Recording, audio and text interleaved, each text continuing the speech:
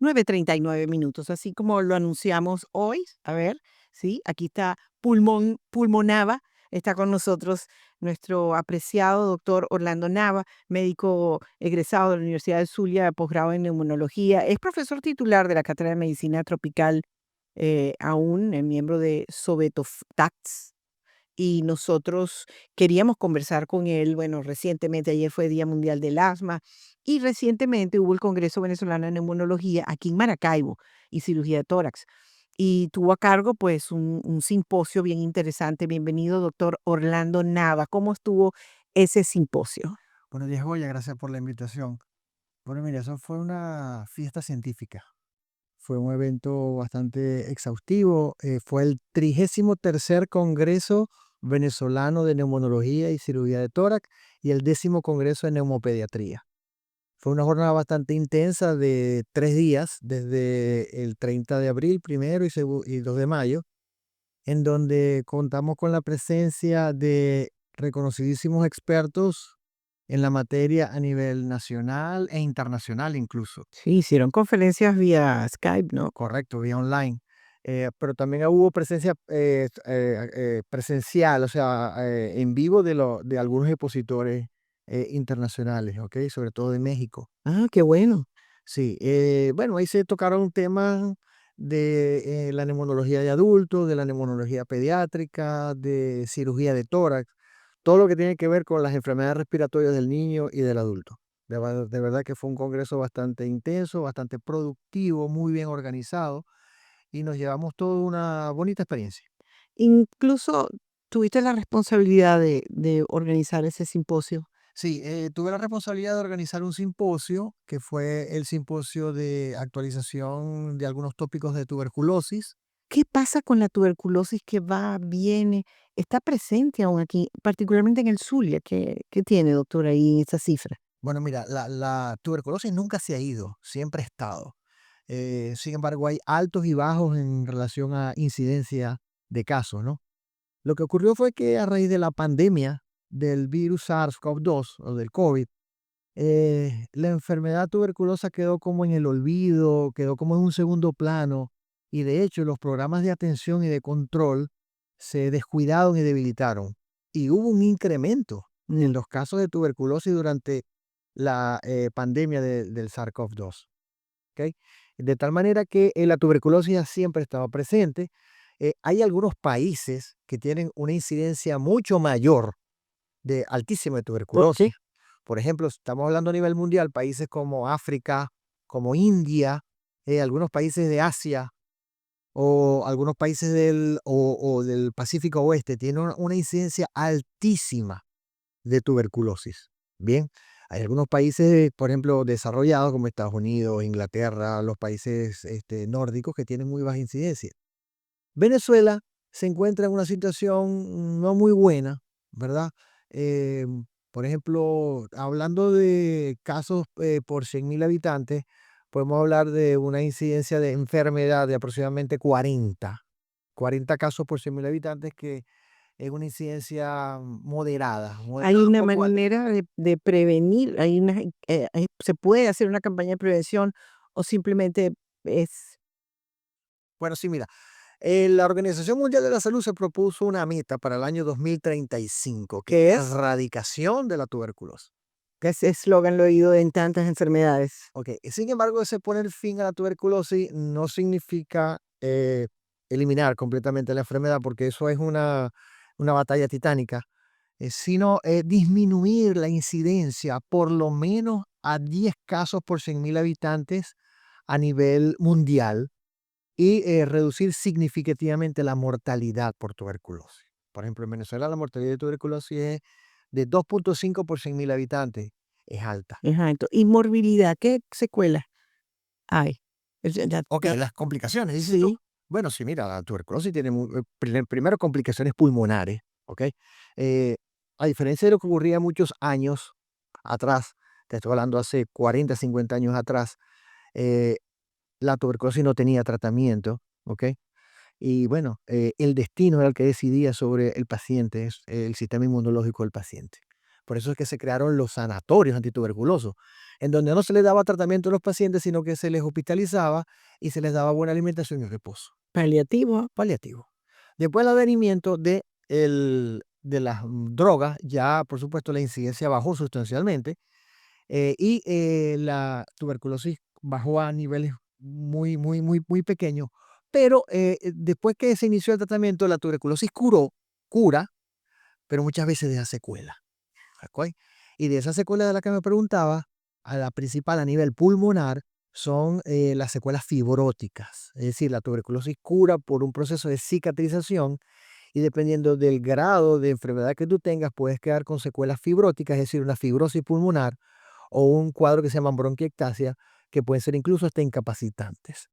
Amén que la tuberculosis también no solamente afecta el pulmón, sino que en algunos pacientes se puede diseminar a otros órganos, como por ejemplo sistema nervioso central, hueso, riñón, y por supuesto producir complicaciones importantes en esos pacientes. Estamos conversando con el doctor Orlando Nava Paz, que está con nosotros, pues hablándonos sobre el cierre de este recién Congreso Venezolano de Neumonología y también el Congreso de Neumopediatría, como también el simposio que hubo específicamente de tuberculosis, ¿no?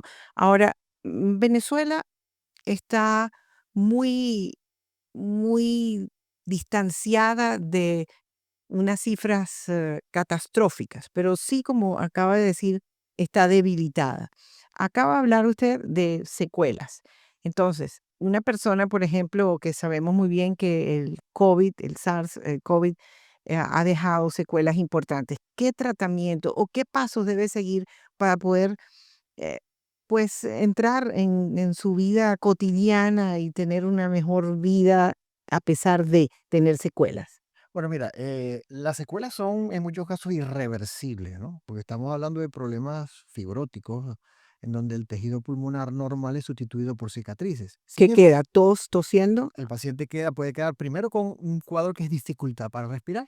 Es decir, el paciente cuando hace alguna actividad física o algún esfuerzo puede tener dificultad para respirar, que es lo que se conoce con el nombre de disnea.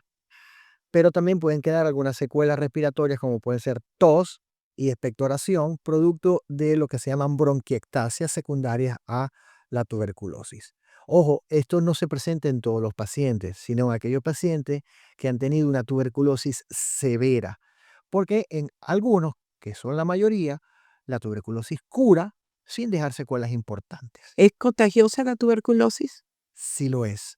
Sin embargo, no es tan contagiosa como pudiéramos hablar de un cuadro viral, en donde un simple contacto ocasional de segundos o de minutos te puede producir la infección.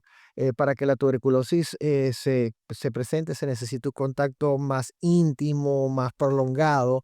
Por ejemplo, cuando tú tienes algún miembro del grupo familiar que padece la enfermedad o algún compañero de trabajo o de estudio que conviva constantemente contigo. ¿Ok? Es importante, y aquí quiero hacer una aclaratoria, que tú te puedes infectar por el bacilo tuberculoso, pero no necesariamente te vas a enfermar de O sea, tuberculosis. que se queda como huésped. Correcto. Eso es lo que se denomina tuberculosis latente. Ujú. Latente, es decir, tú tienes el bacilo, lo adquiriste en algún momento de tu vida, incluso puede ser que ni te hayas dado cuenta de que o estuviste en contacto con un paciente tuberculoso, pero tu sistema inmunológico, que es competente, se encarga de detener el bacilo, de englobarlo, de atraparlo, y queda allí latente. Pero latente, ¿qué significa? Queda dormido, queda esperando, queda acechando esperando cualquier fallo de tu sistema inmunológico para poder reactivarse y en algún momento determinado de tu vida presentar lo que se llama una tuberculosis activa o la enfermedad, que son con los síntomas clásicos de la misma. Oye, qué interesante tema, sobre todo porque con todas estas películas futuristas, ciencia ficción, se está hablando mucho de estos huéspedes que se despiertan y causan apocalipsis.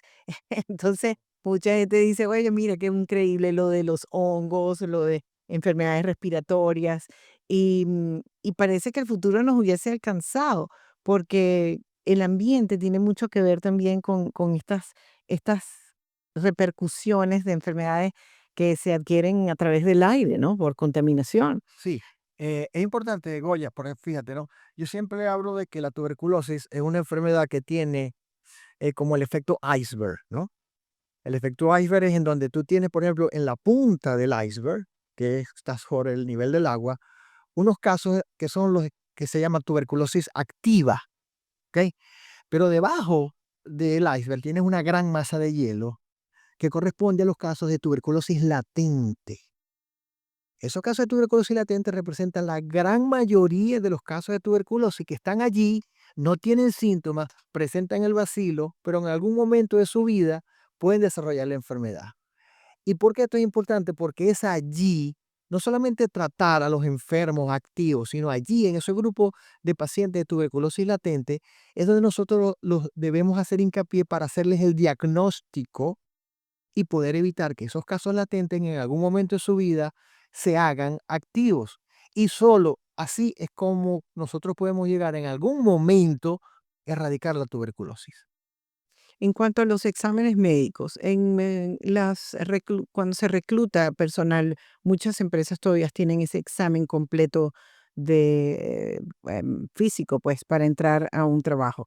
¿Se debería requerir, ya que estamos hablando de esa latencia? Bueno, depende del país en donde se haga ese tipo de reclutamiento. Por ejemplo, en los países en donde existe una baja incidencia de tuberculosis, como por ejemplo en los países desarrollados, no solamente los pacientes las personas que van a acudir a algún empleo, sino por ejemplo pacientes de alto riesgo, por ejemplo los que trabajan en instituciones sanitarias de cualquier tipo, deben hacerse el examen para descartar infección tuberculosa, es decir, en tuberculosis latente.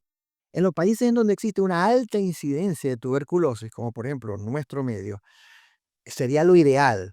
Pero sin embargo, yo creo que los recursos nos quedarían cortos para nosotros poder hacer detección en todos esos pacientes por la alta incidencia de tuberculosis que existe en nuestro país. Bueno, así que prevención, a cuidarse. Y leí recientemente también un artículo, la gente me dice que yo estoy muy susceptible, pero yo le digo, mira, no hay nada más horrible que el humo.